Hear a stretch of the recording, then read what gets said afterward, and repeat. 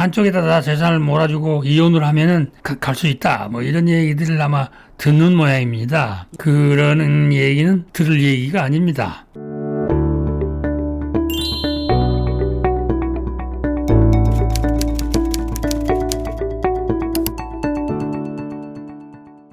프랭클리 선생님과 함께하는 사회복지 상담 시간입니다. 스튜디오에 선생님 나오셨습니다. 안녕하세요. 안녕하십니까. 오늘도 상담 편지 제가 소개하겠습니다. 저희는 83세의 부부로 매사추세츠주에 살고 있는데 작년부터 남편이 알츠하이머를 앓고 있어서 양로원 준비를 하고 있습니다. 저희는 소셜 시큐리티로 월 1,600불과 1,200불을 받고 있고 은행 자산이 6만 불 정도 있고 자택도 있습니다. 메디케이드 자격이 되지 않아 걱정을 하고 있는데 듣기로는 은행 자산을 한쪽에 주고 이혼을 하면 된다고 하는데 그렇게 하고 싶지는 않습니다. 조언을 부탁드립니다. 이런 내용이에요. 예.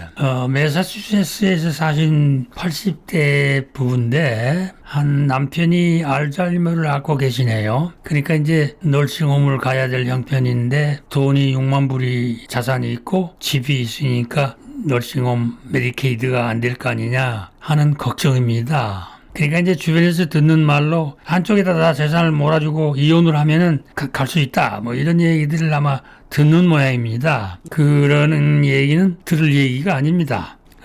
나중에 이제 그렇게 안 해도 된다는 것을 아시게 될 텐데 설명을 잘 들으시면 좋겠습니다.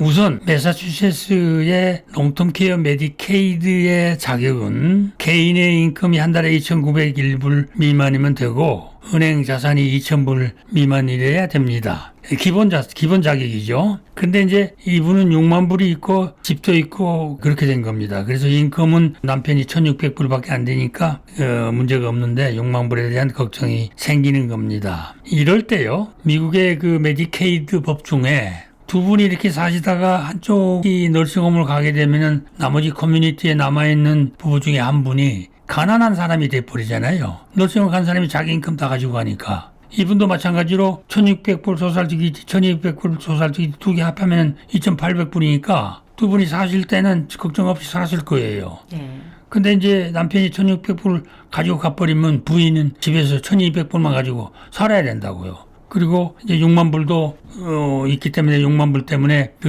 메디케이드 자격도 받지 못하게 되고 이런 상황이 아주 보편적으로 많은 상황입니다. 그래서 미국에서 법이 오래되진 않았습니다만 법이 그 커뮤니티에 남아있는 사람들이 극빈자 상황이 되진 것을 방지해주는 메디케이드 법이 생겼어요. 그래가지고 널싱홈에 간 사람이 메디케이드를 갖고 가게 되면은 커뮤니티에 남아있는 사람에게 그 생활비를 메디케이드가 보조해주는 거. 그리고 은행 자산이 얼마 정도 있게 되면은 그 자산을 커뮤니티 스파우스에다가 다 양도해주고 그리고 널싱홈 가는 사람은 아무것도 없이 자산이 없이 가는 걸로 해서 롱텀케어 메디케이드 자격을 받을 수 있도록 이렇게 법이 만들어졌습니다. 그래서 그 법을 스파우스알 임퍼브리시멘트 룰이라고 그러는데요. 네. 그 법이 제공해 주는 것이 미니멈 메인테넌스 먼슬리 니드 얼라우언스. 그러니까 커뮤니티에 남아있는 스파우스가 미니멈 생활비를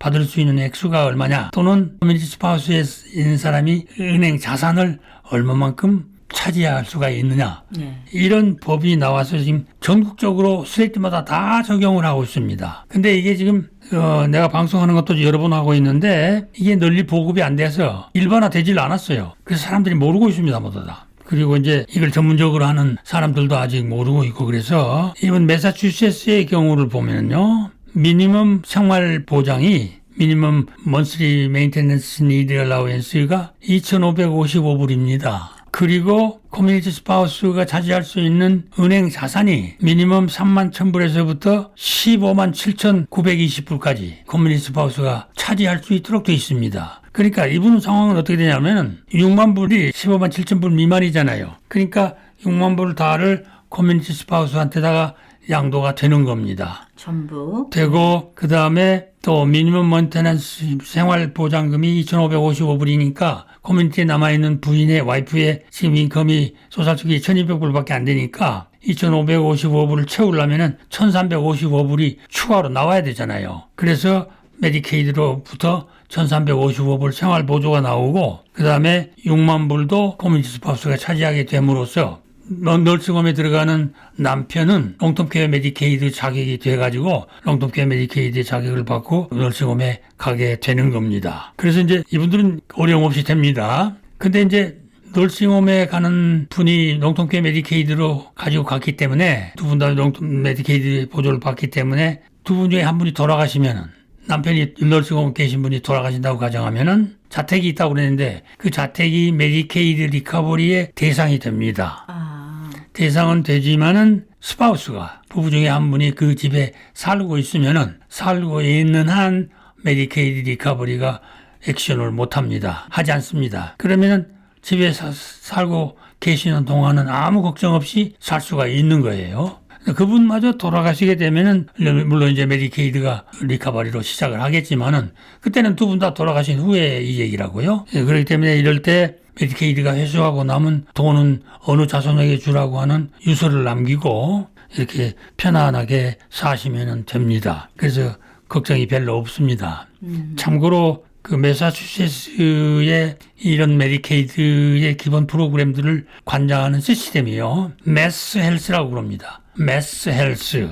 거기 전화번호가 800-841-2900번입니다. 네, 800-841-2900번. 예, 거기다 전화를 하시면 이 내용을 다 설명해 주고 필요한 것을 다 도와줄 겁니다. 그렇게 해서 걱정 없이 다 진행을 하시기 바랍니다. 지금 말씀해 주신 대로 이런 문제가 있으면 전화번호 알려주신 대로 거기 가서 이제 다 하면 하지만은 보통은 변호사가 하는 일로 알고 있잖아요. 이런 일들을 처리해주고 하는데. 변호사들을 통하지 않아도 됩니다. 네. 이건 메디케이드 오피스에서 다 해주는 문제예요. 그 메디케이드의 법을 전문으로 하는 변호사들이 있지만은 이런 것 때문에 변호사비 내고 할 필요는 없습니다.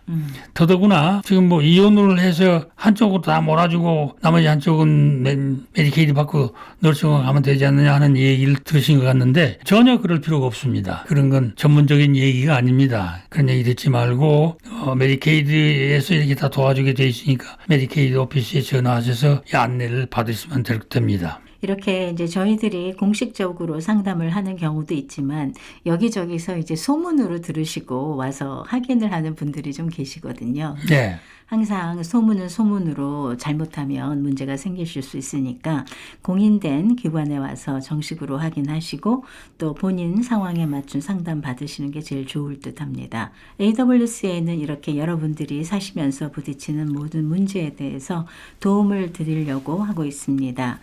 뉴저지 버긴 카운티 티넥에 위치하고 있습니다. 월요일에서 금요일까지 오전 9시에서 오후 5시까지 오픈하고 있습니다. 전화 상담 또는 대면 상담 가능하고요. 프랭클리 선생님께서는 매주 화요일에 상담하고 계십니다.